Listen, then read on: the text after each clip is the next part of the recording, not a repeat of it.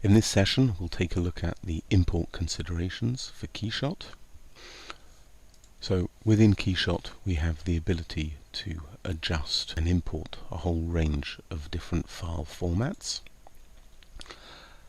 and we can change those settings. So if we go to Edit and Preferences,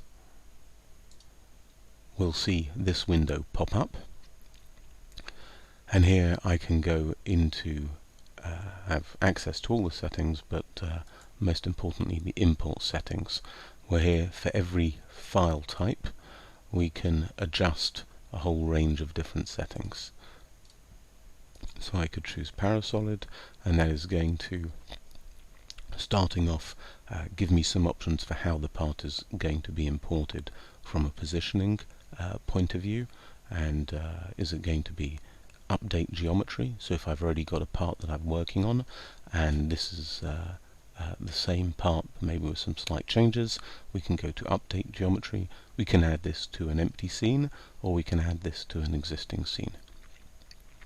Then from a positioning point of view we can decide to keep the part relative to its native origin. So if I designed a part in a certain location in 3D space in CAD, this would bring it in the same location into my KeyShot workspace, and this is especially important if I'm working on an assembly, or I specifically wish to keep the part orientation as it was designed.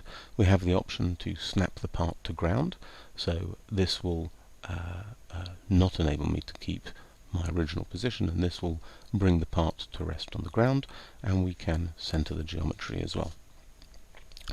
One of the other nice features that there is often different CAD packages orientate the ground plane differently, so depending on how that appears in your CAD package, you can pre-program your favorite file formats to orientate correctly here in KeyShot. So for example, we've got all the main CAD formats. We've got SolidWorks, SketchUp, Pro E, NX, and more, and so you can adjust according to that. Now also we have here tessellation quality.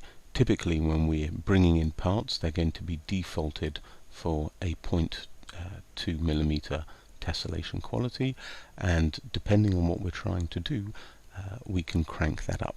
Because KeyShot really is a render engine, or designed as a render engine, typically the actual tessellation quality doesn't matter. So what KeyShot's doing is it's importing your CAD and it's converting that CAD into a mesh. And if you wish to carry out, say, displacement on a part, really you want a higher quality mesh.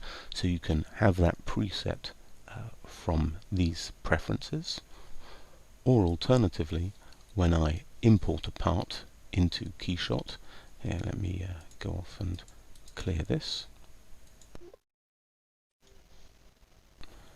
When I import a part into KeyShot, I can decide what that tessellation quality is going to be. So we can simply click and drag, and here we have the same import window that we had before, and we can adjust that up or down as desired. Now let's take a look at what some of these different options look like. So first off, if I were to import an STL, this is an STL that's been processed very nicely, and we have uniform triangles across the whole body.